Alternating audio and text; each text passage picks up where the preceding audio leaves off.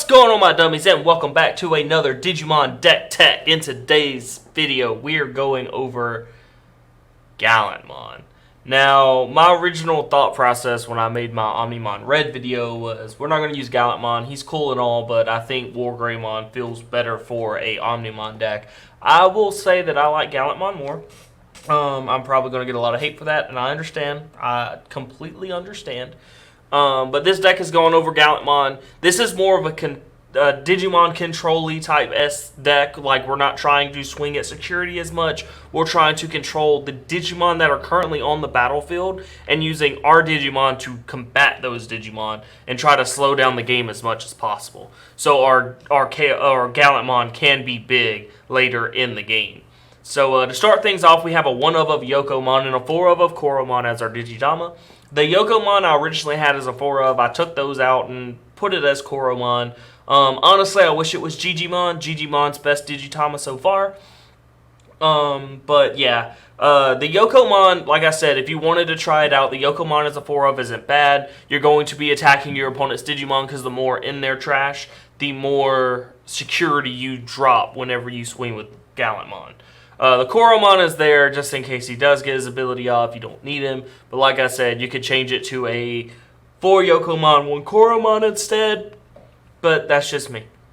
Next up, to go to our level 3s, we have our vanilla Monodramon, 3000 DP, 2 cast to hard play, 0 to evolve. Just basic vanilla. I like him more than Beomon currently, so the art looks good. Next up, we have Guilmon, which is the level 3 for Gallantmon. He's 3 to hard play, 0 to digivolve, 3000 DP. Inheritable skill is, while there are 4 more cards in our opponent's trash, we get 1000 DP. So this goes along with what I was saying, trying to get the graveyard up, getting our power up as high as we can, so that our attacks are going over our opponent's Digimon. Next up, we have 4-of Agumon from the starter deck. It's 3 to hard play, 0 to evolve, 2000 DP. Its inheritable skill is we get plus 1000 DP. This is just like the Guilmon. The only difference is this one is 2000 where the Guilmon is 3000. So sometimes when we flip over the Yokomon, we actually want to play the Guilmon on it instead, because the Guilmon could swing for higher and trade with our opponent's level 3s. And sometimes it can trade with the level 4s. Next up, we get to our level 4s.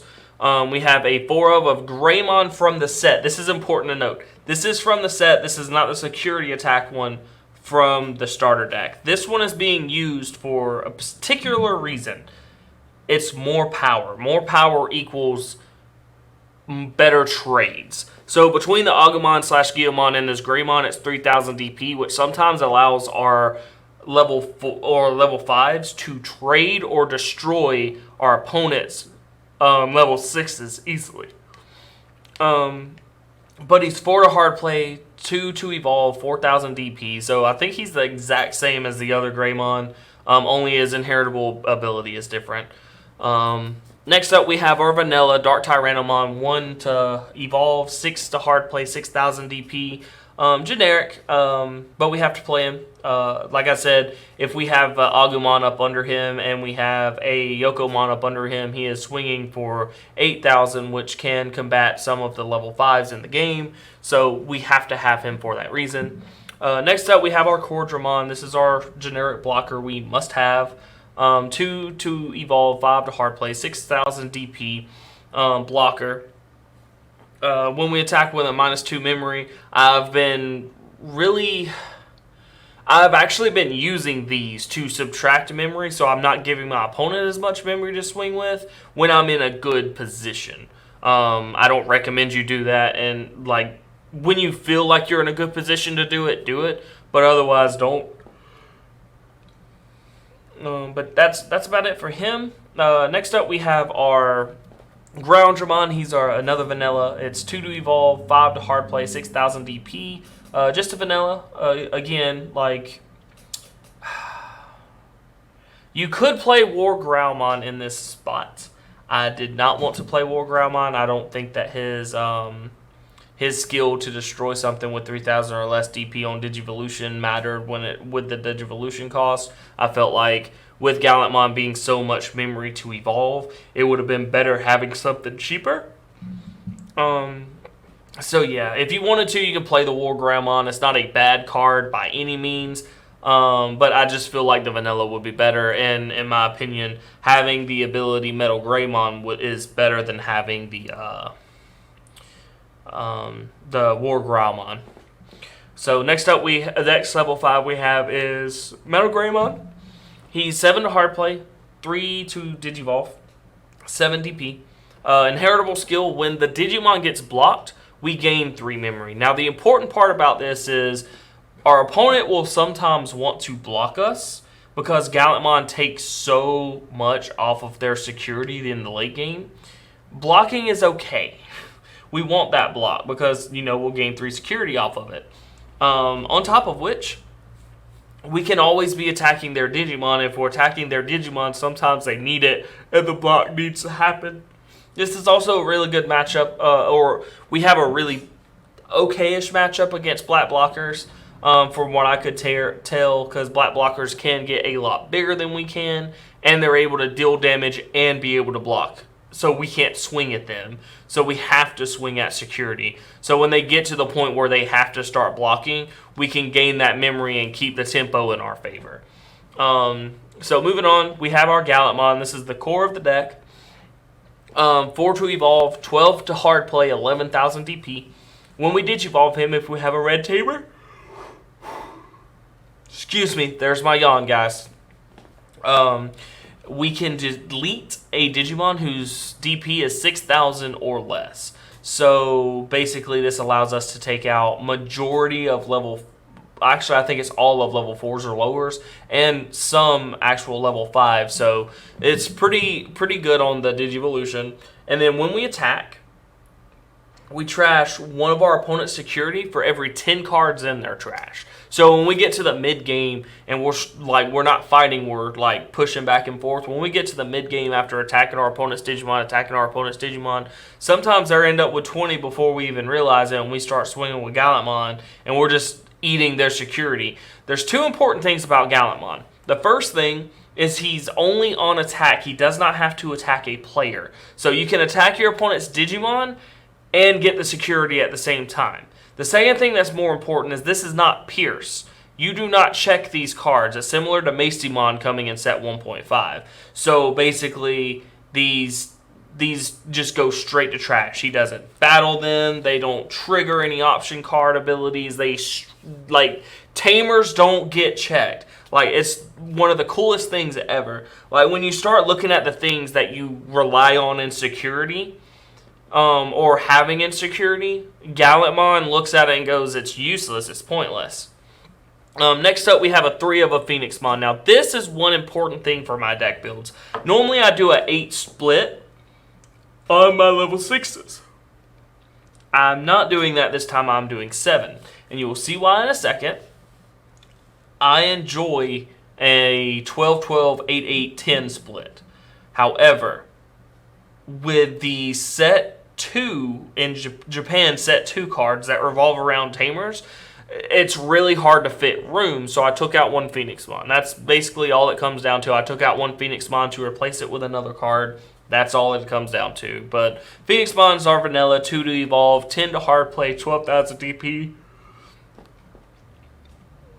So yeah, that's all she's got going for her. And finally, our last 4 solo cards. We have a 2 of Omnimon. This is where the Phoenixmon went. Otherwise, it would be no Omnimons, 1 more Phoenixmon, 1 Tai. That's how I would have ended up building the deck. But if you can't get your hands on Omnimons, but you have your Gallantmons, you can always put 1 more Phoenixmon in, put 1 more Tai Kamiya. Jeez, why is that so hard to say? You could just do that instead. But yeah. Omnimon, we all know what this guy does. 6 to evolve on a red or a blue Digimon. 15 cost to hard play. 15,000 DP. When we Digivolve into him, he destroys 1 Digimon and all Digimon that share a name with it that our opponent controls. Next up, it's when he attacks. When he attacks, we can unsuspend him by taking a level 6 from his Digivolution sources and putting it back into our hand. Normally, in a situation like that, I would want to play like a 2 of Volcanic Dramon, because you can go hard play Volcanic Dramon, destroy all your cards, and then play the Omnimon to get it back. So you can continually do that. I'm not doing that. I'm sticking it to the Phoenixmons. I like the mana efficiency, especially since Gallantmon is not that memory efficient. If you want to do that, power to you, go right ahead. Next up, we have a 4 of Gaia Force or Terra Force, depending on who you talk to. 8 cost to play. We all know what this does. Delete one of our opponent's Digimon, security effect, activate the main effect. Any red deck, this is a staple you want 4. These are from the starter deck. Definitely go and try to get those if you don't. So yeah. Next up, we play a 1 of Tai. Now, if you didn't want to play the one from the set, you can always play the one from the starter deck. Both are fine. This Tai is in here for the memory. Because we're able to get the 3 memory back. Originally, I was playing the starter deck one because he costs 2 less, and he gets me the power that I wanted. However, with the memory is the only reason we're playing this one, because we can get our memory back when people try to starve us. Also, all of our red Digimon end up getting security attack, so if it ends up being one of those games where we need to be extremely aggressive and attack security, we can easily have this Tai on the battlefield with a few rookies and end the game out really quickly. Next up, we have Sora.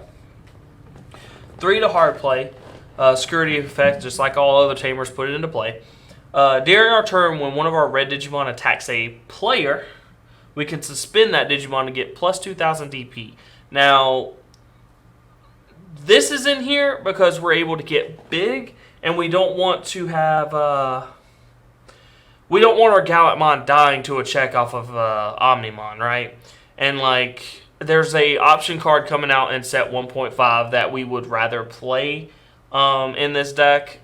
It'd be a whole lot different when 1.5 comes out, but it would basically make us unaffected by our opponent's option cards. We want to make sure this Gallantmon survives no matter what. So if we're playing against Omnimon, we have to have the Sora. If we have to go into Gallantmon from our vanillas, we have to have the Sora, because we're going to be down trading every single time if there's a mega flipped off the top. We want to make sure that we're guaranteed this win. But yeah, that is the deck, guys. I'm going to zoom this out. You can see my little cursor there. But yeah, that is the deck. I hope you guys enjoyed it. Leave a like and a comment. Let me know what you guys think, what decks you guys would like to see in the near future. I'm up for anything. Just keep it within set 1.0. I at least want 2 decks of every color. So the ones I have left to do is black, blue, yellow, green. So if you have any decks within those 4 colors, leave a comment down below. Let me know which ones you want to see, and I will get straight to it, I promise. But subscribe if you like the content. There's always good content. I'm going to get it to where it's 2 deck tech videos coming out a week. So be looking out for that. But I'll talk to you guys soon. Peace.